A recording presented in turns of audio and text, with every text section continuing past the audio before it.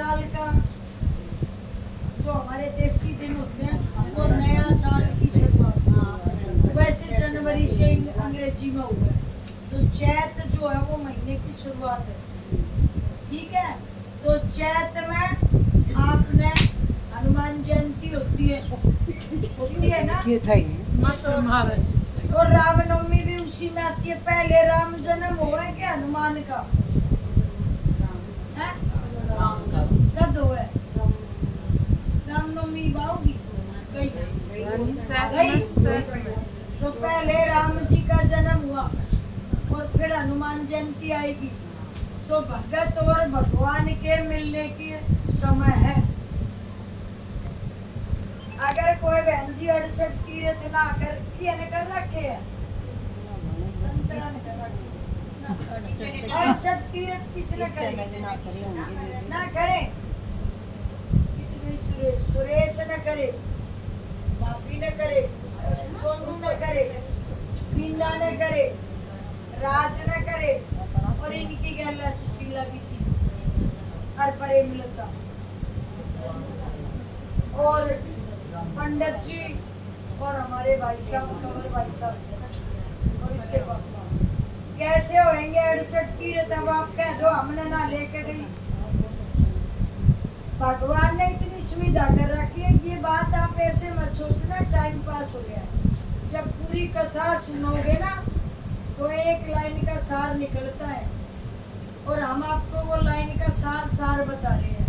एक कथा भी शुरू करेंगे तो सुबह उठ जाएगी, पर सार कई चीजों का बताएंगे। देव उठनी ग्यास कब आए करें? कार्तिक में। देव उठनी ग्यास से पूर्णवासी तक यानी के नवंबर में, कार्तिक में। शास्त्र में लिखा है 68 तीर्थ पुष्कर राज, सारे तीर्थों का राजा है, हेडमास्टर है, ब्रह्मा जी का घर है उधर। 68 तीर्थ अपने बापू धोरा आए कर आशीर्वाद लेन और अपने अपनी जगह जाने के लिए इजाजत लेना आए कर। तो अगर 68 तीर्थ किते जाके नहीं कर सकते तो कार्तिक की देवउठनी ग्यास से पूर्णमासी तक 4 दिनों में वहां पर स्नान कर लो पुष्कर राज में।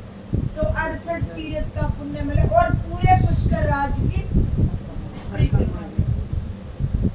परिक्रमा बड़े आराम से हो जाती है। मानने के भीड़ होती है लेकिन पुष्कर राज में आराम से परिक्रमा होती है। उसकी परिक्रमा करो और उसमें स्नान करो तो 68 तीर्थ का पुण्य मिलता है। जैसे कि शिव खोड़ी एक जगह है वैष्णो माता से आगे होगी,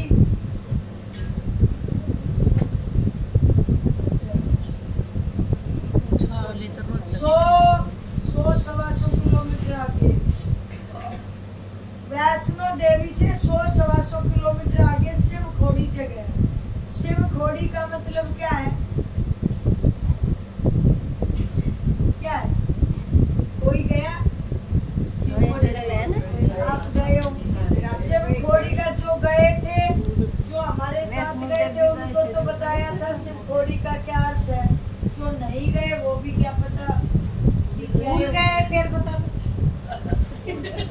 दिया पानी। इतना आराम से सवाल पूछ रहे।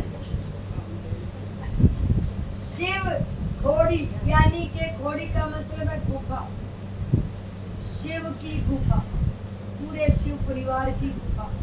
एक गुफा के अंदर भोले बाबा बिल्कुल साक्षात आप जो गए हुए तो देख रहे हो ना, पत्थर में ही सारे देवी देवता बना नहीं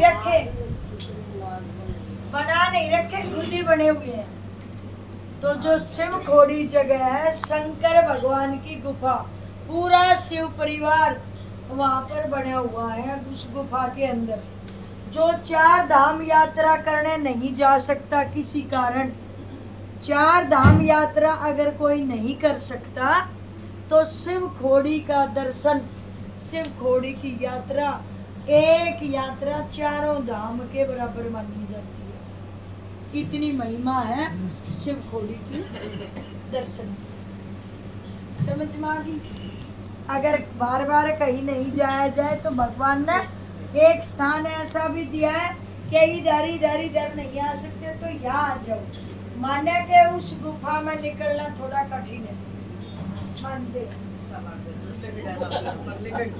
हैं कि गुफा बड़ी कठिन। आप गए थे ना, एक जो गए थे उन्होंने तो देखा था ना।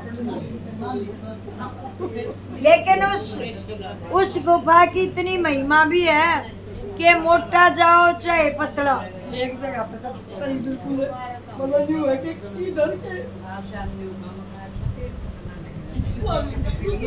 भी आराम से निकल गई। मैं भाषा से मोटी हूँ, मैं भी निकल गई। मैं तो माँ जी बीच में फंस गई। अरे यार मगर मैं तो उल्टी जाऊँ रोने लगी। दादी ने बोली आ जाए, इतनी उल्टी जाएगी इतनी आगे जाएगी तो। सही बात। मगर मैं फंस गई, मैं मोटी गणी हूँ। ना बाबा की जब बेटा भी नहीं आ सकता। एक पे जो बढ़ गया ना वो बेटा नहीं आ सकता।